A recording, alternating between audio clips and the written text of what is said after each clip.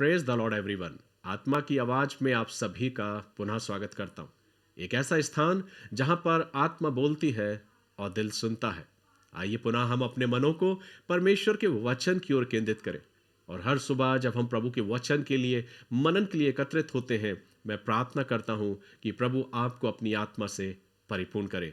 सो आइए हम सीधे भजन में चलते हैं और आज आप मेरे साथ निकाल सकते हैं भजन संहिता की पुस्तक उसका 51वां अध्याय।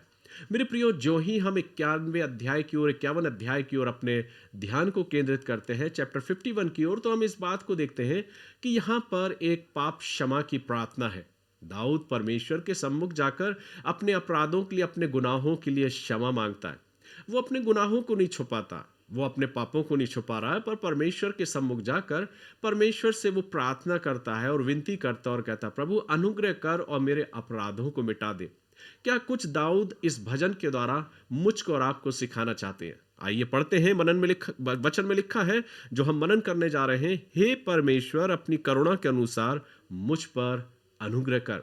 दाऊद इस बात को जानता है कि परमेश्वर ही है जो मुझ पर अपनी करुणा को बनाए रख सकता है, और परमेश्वर का अनुग्रह ही है जिसके द्वारा मैं अपने जीवन को व्यतीत करने पा रहा हूं।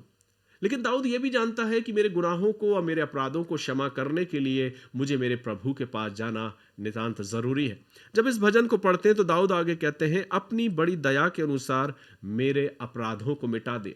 दाऊद, जो कि अपने जीवन में एक प्रभावशाली राजा रहा, जो अपने जीवन में प्रभु का एक सेवक, एक दास रहा, वो अपने जीवन में इस बात से बिल्कुल बेखबर है। इस बात की उसे फिक्र नहीं, चिंता नहीं कि लोग क्या कहेंगे। कि एक राजा हो के अपने गुनाहों के लिए, अपने पापों के लिए वो पश्चाताप कर रहा है, वो प्रभु के सम्मुख जाके अपनी गलतियों को स्वीकार कर रहा है। आज सबसे बड़ी विडंबना यह है मेरे प्रियो, हमारे और आपके जीवनों में, हमारे आसपास के लोगों की जिंदगियों में, फिर चाहे वो हमारा व्यक्तिगत जीवन ही क्यों ना हो, फिर चाहे वो हमारे साथ हमारे परिवार में रहने वाले लोगों का जीवन क्यों ना हो, कोई भी शख्स अपने जीवन में अपनी गलतियों को स्वीकार करना नहीं चाहता। इंसान सोचता है कि अगर मैं अपने व्यक्ति विशेष के सामने अगर अपनी गलतियों को मान लूंगा, अपने गलतियों को स्वीकार कर लूंगा, तो व्यक्ति मेरे बारे में क्या सोचेगा, लोग मेरे बारे में क्या सोचेंगे, दूसरों लोगों की विचारधारा मेरे लिए क्या होगी। लेकिन मेरे प्रियो, इन सब से परे हटकर दाऊद मुझको और आपको इस बात को सिखाना चाहता है कि इससे बेहतर यह है कि हम अपने गुनाहों का बोझ अपने अंदर, अपने दिल में बनाए रखें और उस बोझ को लेकर हम जिंदगी भर चले। उससे बेहतर है कि हम अपने प्रभु के पास जाके अपने दिल को खोलकर अपने गुनाहों को, अपने अपराधों को मान लें और उस प्रभु से क्षमा याचना करें। वो अपने अनुग्रह को, अपने प्रेम को हम पर प्रकट करेगा और अपनी क्षमा हमको प्रदान करेगा। सो मेरे प्रियो, जब इस वचन को हम पढ़ते हैं तो हम इन बातों को देखते हैं कि अक्सर इंसान अपने जीवन में अपनी गलतियों को स्वीकार करना नहीं चाहता। बेशक दूसरों की गलतियों को बताने में वो पीछे भी नहीं हटता, लेकिन स्वयं जब खुद की बारी आती है तो वो अपनी गलतियों को छुपाने में बहुत माहिर होता है। लेकिन परमेश्वर का वचन मुझे और आपको क्या सिखाता कि दाऊद इतना प्रभावशाली राजा होने के बावजूद, इतना ऊंचे पद पे होने के बावजूद भी उसने लोगों की परवाह न करते हुए सीधे वो प्रभु के पास गया और उसने क्षमा मांगी, प्रार्थना करी। क्या कुछ परमेश्वर का दास अपने इस भजन के द्वारा कहता है, मुझे भली भांति धोकर मेरा अधर्म दूर कर और मेरा पाप छोड़ा कर मुझे शुद्ध कर। दाऊद यहाँ अपने हर एक उन गलतियों के लिए परमेश्वर के सम्मुख प्रार्थना कर रहा है, याचना कर रहा है।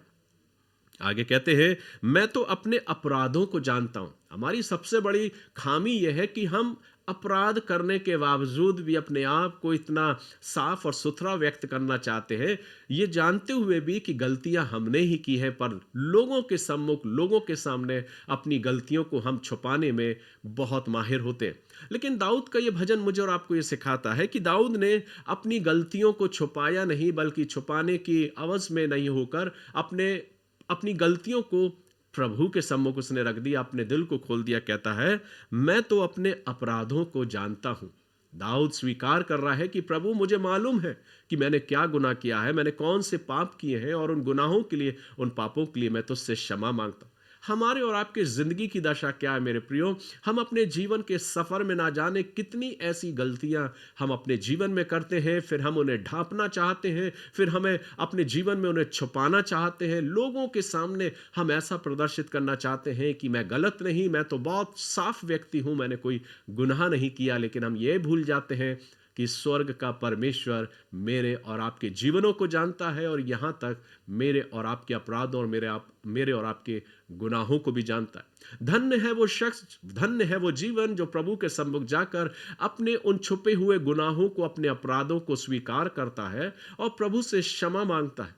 और इसलिए दाऊद कहते हैं कि मेरा पाप निरंतर मेरी दृष्टि में बना रहता है, मैंने केवल तेरे ही विरुद्ध पाप किया है और जो तेरी दृष्टि में बुरा है वही किया है। हमारे और आपके जीवन में कई बार इन बातों को हम देखते हैं मेरे प्रियो, तो हम इस बात को जानते हैं और इस बात को हम देखते भी कि कई बार हम ये कहने में भी पीछे नहीं हटते कि दूसरों ने किया, हमने किया, इसमें क्या हर्ज होता है। और भी तो करते हैं, मैंने किया तो इसमें कौन सा गुनाह हो गया। मेरे प्रियो, हमें औरों से लेना देना नहीं, हमें अपने जीवन के बारे में देखना है, क्योंकि यह जीवन मेरा और आपका परमेश्वर का दिया हुआ वरदान है और परमेश्वर हम में से हर एक के जीवन का न्याय करेगा और वो परमेश्वर मुझसे इस जीवन के बारे में प्रश्न भी करेगा। और इसलिए दाऊद कहता है कि मैं जानता हूं कि मेरे अपराध क्या हैं, मैंने प्रभु तेरे विरुद्ध पाप किया है और मेरा पाप मेरी दृष्टि में बना रहता है। आगे कहता है, ताकि तू बोलने में धर्मी और न्याय करने में निष्कलंक ठहरे। और तब दाऊद अपने उन अपराधों को, अपने गुनाहों को व्यक्त करता। वो कहता है कि प्रभु मुझे जूफा से शुद्ध कर तो मैं पवित्र हो जाऊं, मुझे धो और हिम से भी अधिक श्वेत बनूंगा। सो मेरे प्रियो, जब आप इस पूरे भजन का मनन करेंगे तो इस बात को देखेंगे कि एक ऐसा शख्स, एक ऐसा इंसान जो एक ओहदे पर है, एक पद पे है, एक अधिकार उसको दिया गया है, एक जिम्मेदारी उसको दी गई है, एक चरवाहे का कार्य उसको सौंपा गया है, एक ऐसा प्रभु का सेवक, वो अपने जीवन में अपने पद, प्रतिष्ठा और तमाम सब बातों को दूर नजरअंदाज करते हुए अपने गलतियों के लिए, अपने खामियों के लिए, अपने अपराधों के लिए प्रभु के सम्मुख जाता है और क्षमा मांगता और प्रार्थना करता है।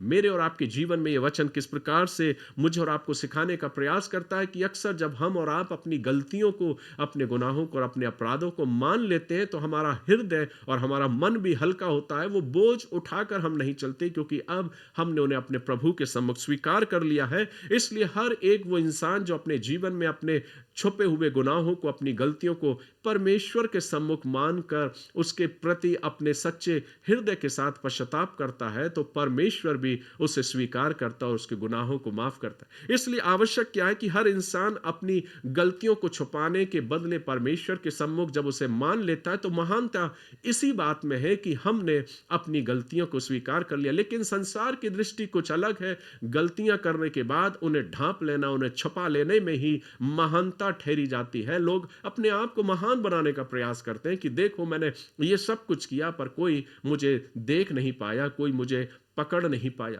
लेकिन मेरे प्रियो, हम ये भूल जाते हैं कि परमेश्वर मेरे हर एक गलतियों को जानता है, मेरे गुनाहों को जानता है। इसलिए दाऊद ये सिखाना चाहते हैं अपने इस भजन के द्वारा कि हर एक इंसान की महानता इस बात में है कि वो अपनी गलतियों को, अपने गुनाहों और अपने अपराधों को प्रभु के सम्मुख माने, और इसी में सच्ची बड़ी सच्चाई और महानता है। क्योंकि पाप छुपाने से और अधिक बोझ हमारे हृदय में बढ़ता है, लेकिन जब हम उसे प्रभु के सम्मुख मान लेते हैं तो वो बोझ प्रभु हमारे जीवन से दूर करता है और हमें क्षमा भी देता है। इसलिए आवश्यक है कि जब हमारा हृदय टूटा होता है, जब हम अपने जीवन में यह स्वीकार कर लेते हैं कि मैंने परमेश्वर की दृष्टि में गलत किया है, मैंने प्रभु की आज्ञाओं को ठुकराया है, तो जब हम प्रभु के सम्मुख जाते हैं और अपने टूटे हुए हृदय के साथ, आंसुओं के साथ जब हम अपने गुनाहों के लिए प्रार्थना करते हैं, मेरे प्रियो, वचन कहता है वो परमेश्वर इतना दयावंत परमेश्वर है जो मेरे और आपके गुनाहों को मिटाकर दूर करता है, मुझे शुद्ध करता है और सिर्फ गुनाहों को माफी नहीं करता पर एक नया जीवन देता है। वो मेरे और आपके जीवन को परिवर्तित करता है। इसलिए आवश्यक है मेरे प्रियो कि जब हम परमेश्वर के वचन के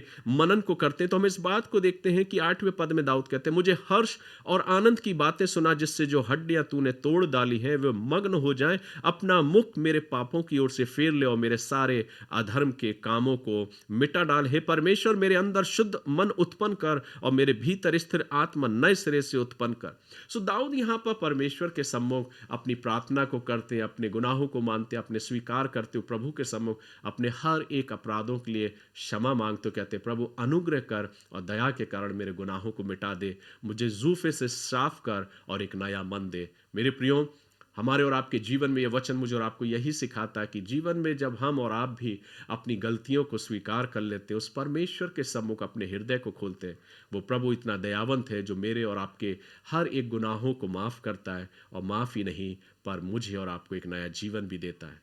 आज आवश्यक क्या है कि हम अपने गुनाहों को छुपा लें या उन गुनाहों को प्रभु के सम्मुख माने और स्वीकार करते कहें, प्रभु मुझे ऐसा जीवन दे कि मैं अपने जीवन में तेरी इच्छा को पूरा करने पाऊँ। प्रभु आज इस वचन के द्वारा हम सभी को अपनी आशीष दे और ऐसा अवसर दे कि हम अपने आप को अपराधों में नहीं, गुनाहों में नहीं या गुनाह भरी जिंदगी में नहीं, पर हम परमेश्वर के अनुग्रह में होकर अपने जीवन को व्यतीत करने पाएं, एक ऐसे पवित्र जीवन को जिएं जो ईश्वर हमसे और आपसे चाहता है। परमेश्वर पिता आप सभी को आशीष दे और आज के वचन के द्वारा हम अपने जीवन से प्रभु की महिमा करने पाएं। God bless you. प्रभु आप सभी को आशीष दे।